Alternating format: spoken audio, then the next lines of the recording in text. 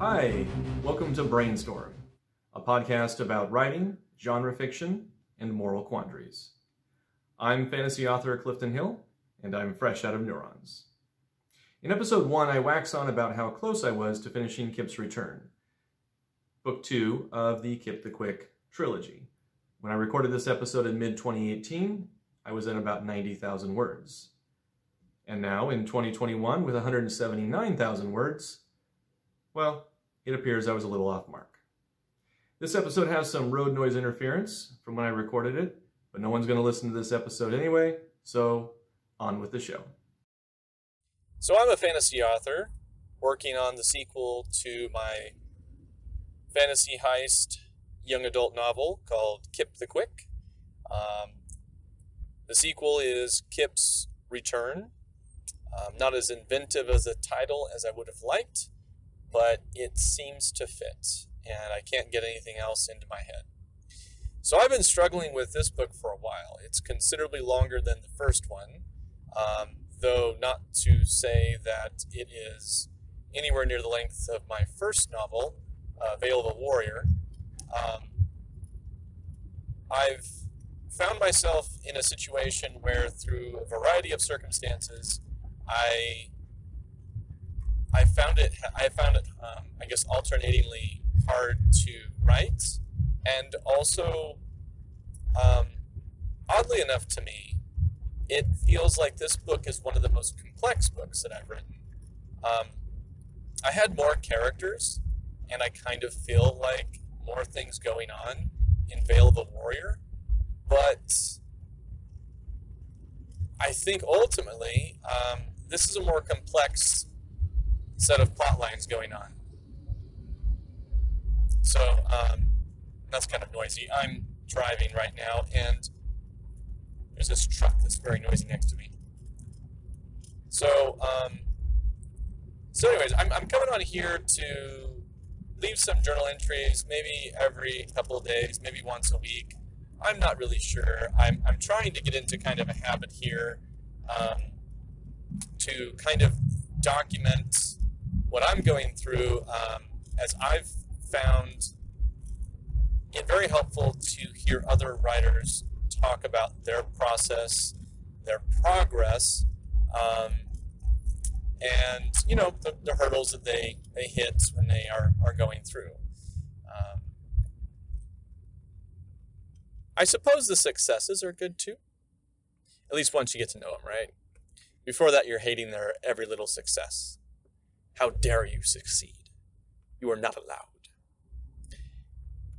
Anyway, so I'm working on Kip 2, and you know, I'm having these. If you have any, I guess, experience with other writing podcasts, and especially focused on indie publications, or not indie publications, but especially focused on indie publishing, then you've probably heard that it is advantageous to have multiple books in a series and to release them in close proximity to each other in time. I mean, it just makes sense. You've got, if you have a reader pick up your book and they like it, well, what better way to reward that reader and to more firmly cement them in interest in your universe than to have the next book available for them. It just, you know, the more words you read of an author, of that character, of that book series, the more you're just invested.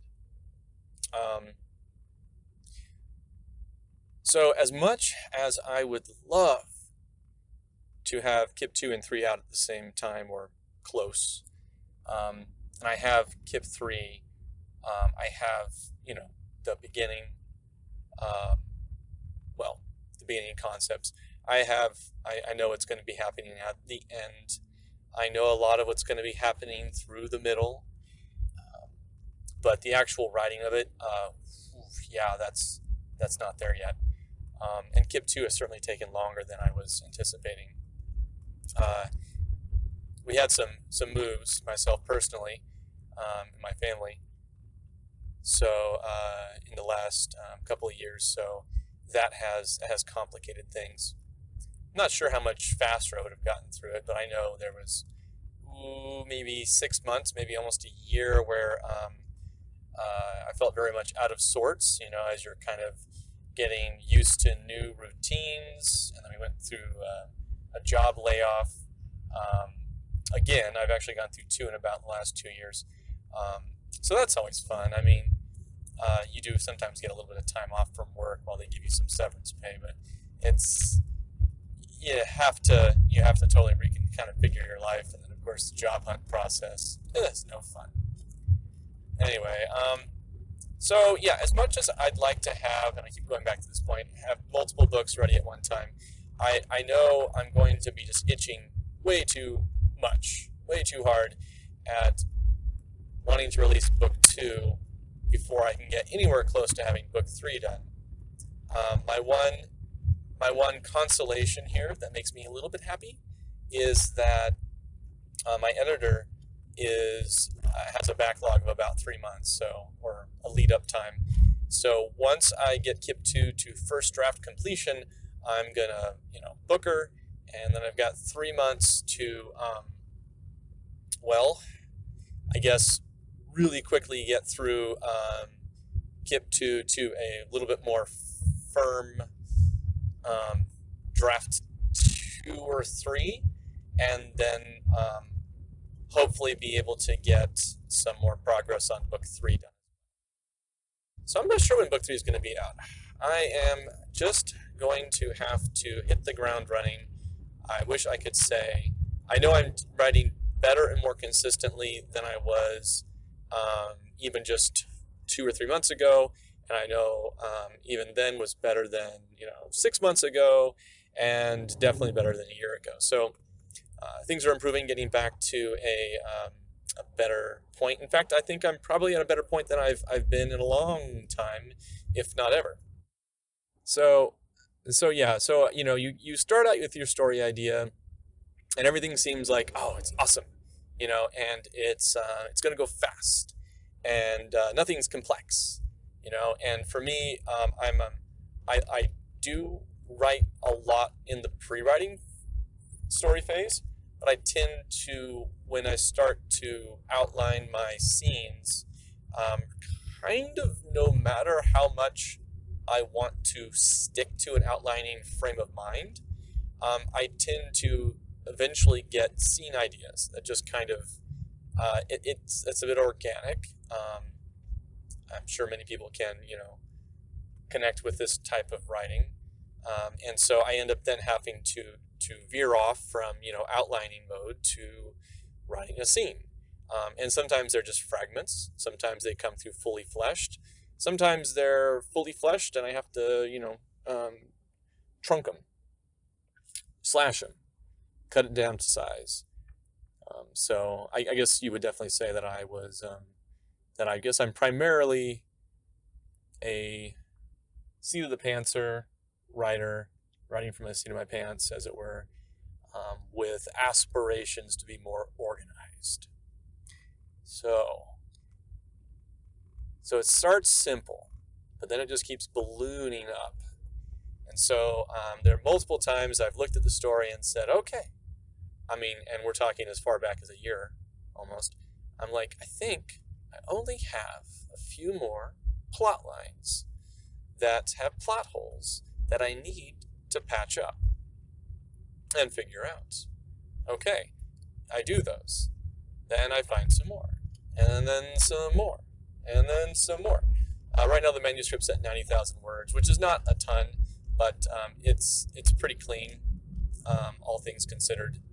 And I am getting to a point where I honestly believe, I think, that I've got most of the plot holes filled. That everything is kind of coming together, and it's coming together beautifully. I love it. It's going to be an awesome book. I still have 2 character point of views to completely fill out. These are side characters. Their point of views are happening kind of off the main story scene. It's going to be a little different. It's going to be a little weird, but I think it's going to totally work. Their point of views are important to the story, and they'll be interesting and relevant. And they really lead into book 3. And they're going to be short. So I think I can write it quickly. Hopefully. There's a lot of adjectives here. Oh, and I can't wait to share the cover art for book 2. It's awesome. My artist, Humbert Glafo, which might actually be Humberto Glafo. I asked him a few times, and he's a busy guy, so I guess he's just kind of focused on the art, and it's never actually confirmed, because I asked him at one point, and he told me, and then it seemed like there was some inconsistency later, and I wanted to clarify, but I didn't hear straight. So, Humberto, either one, your art's awesome. Can't wait to see book cover number 3.